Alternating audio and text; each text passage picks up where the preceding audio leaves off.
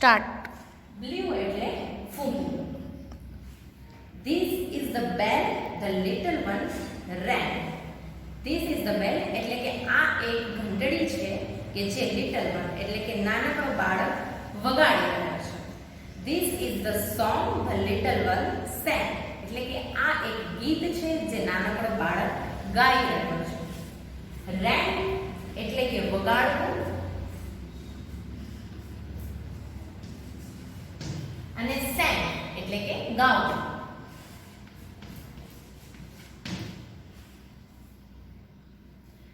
White and black and green and red એટલે કે આ બધા કલર દર્શાવવામાં આવ્યા છે. સફેદ, કાળો, લીલો અને લાલ.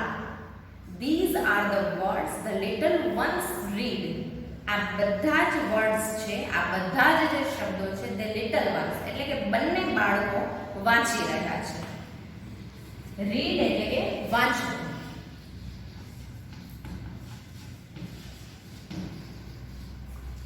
These are the pictures the little ones drew એટલે કે આ બધા જ જે પિક્ચર્સ છે, જે ચિત્રો છે તે little ones દોરી રહ્યા છે. drew એટલે કે દોરવું.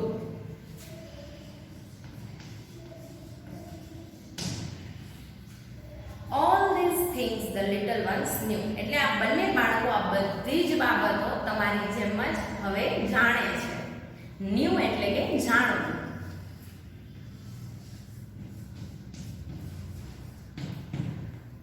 તો વિદ્યાર્થી મિત્રો, તમે આ આખી જ રાઇમ સમજી ગયા. હવે આના પરથી આપણે એક્ટિવિટી પણ કરવાની છે, પણ તે પહેલા હું તમને ખૂબ જ સરસ મજાની વાત કહું છું. આપણે ગ્રામેટિકલ ટોપિક પર આધારિત છે.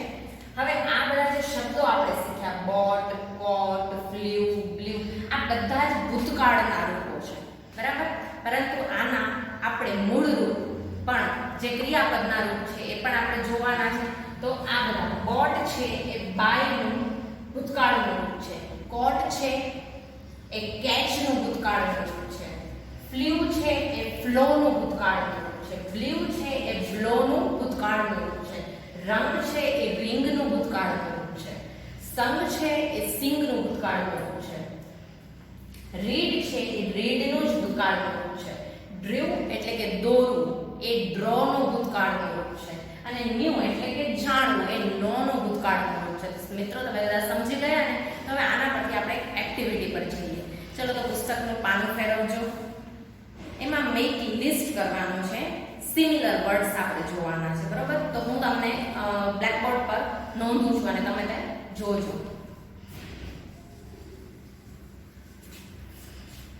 એમાં એક્ઝામ્પલ તરીકે આપેલું છે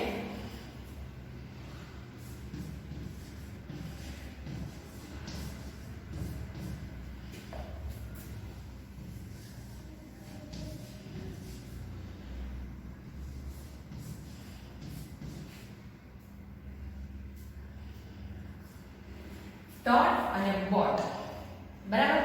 આ રીતના સિમિલર વર્ડ્સ આપણે પણ પુસ્તકમાંથી જે આપણી રાઇમ છે તેમાંથી શોધવાના છે. તો ચલો શોધીએ.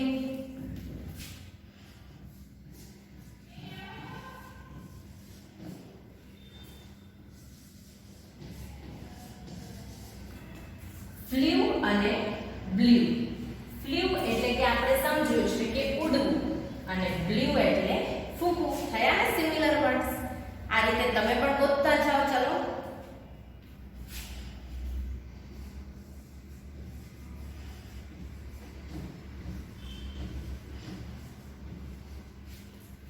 રંગ અને સેન્ડ. રેંગ અને સેન્ડ. આ રીતે ફરીથી આપણે બીજું પણ ગોતીએ. રેંગ એટલે કે વગાડવું અને સેન્ડ એટલે કે ગાવું.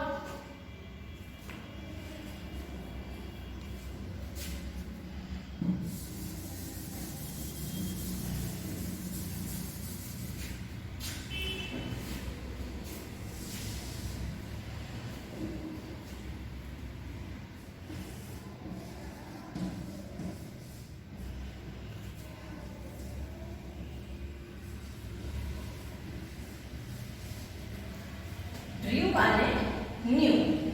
ડ્રીવ એટલે કે દોરવું અને ન્યુ એટલે કે જાણવું. આ બધા જ સિમિલર એટલે કે આને રાઇમિંગ વર્ડ પણ કહી શકીએ, બરાબર ને મિત્રો.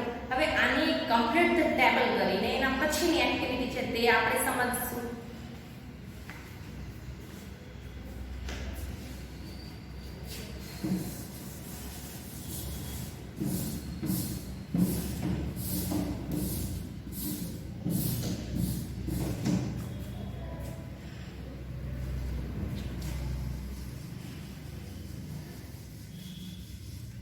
તો કમ્પ્લીટ ધ ટેબલ તો તમને પણ આવડશે. હું આમાં લખું છું અને તમે પણ સાથે જોતા જજો. હવે આ સાઈડ હું થિંગ્સ લખીશ અને આ સાઈડ હું એક્શન્સ લખીશ. બરાબર ને મિત્રો?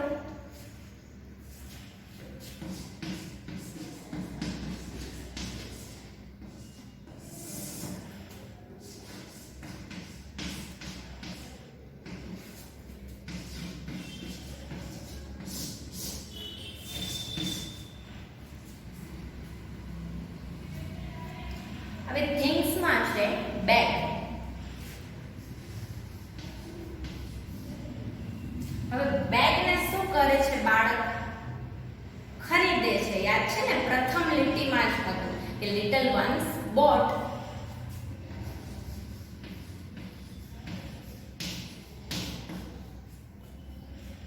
પછીનો શબ્દ છે કાઇટ.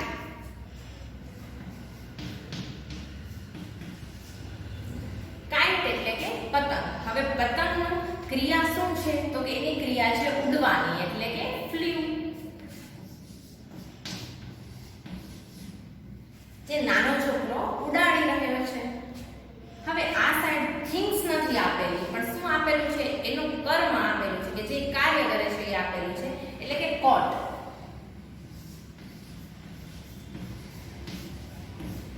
હવે તમે વિચારો કે શું આપણે પકડી શકાય? વિચારો શું પકડી શકાય? બટરફ્લાય. હા, એવી જ રીતના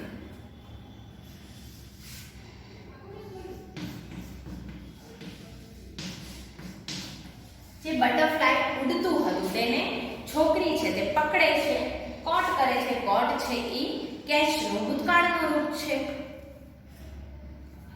હવેનો શબ્દ છે બેલ. બેલ ને આપણે શું કરી શકાય? હા, વગાડી શકાય.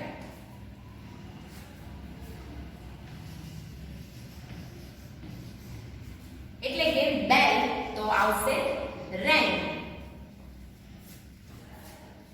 હવેનો આવશે બેલ એટલે કે રંગ થયો. હવે એવી જ રીતના આવશે સોંગ.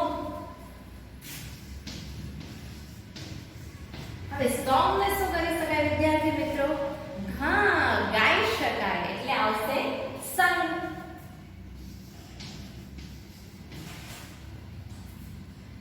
હવે આવશે pictures.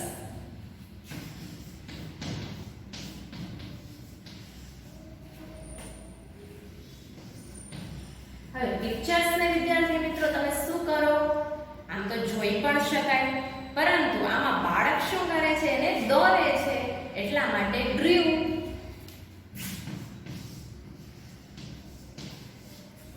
ડ્રીવ છે એ ડ્રો નું ભૂતકાળનું રૂપ છે. તો મિત્રો આપણી આ એક્ટિવિટી એક પૂર્ણ થાય છે. તો તમે સમજી ગયા ને? હવે એક વસ્તુ યાદ રાખજો, હું તમને હોમવર્ક આપીશ. હવે હોમવર્કમાં આપણે શું કરવાનું છે? તો આવા જે સિમિલર વર્ડ્સ છે તે ભૂતકાળના રૂપમાં આપણે શોધવાના છે. નવા મિત્રો આજ નહીં. બરાબર?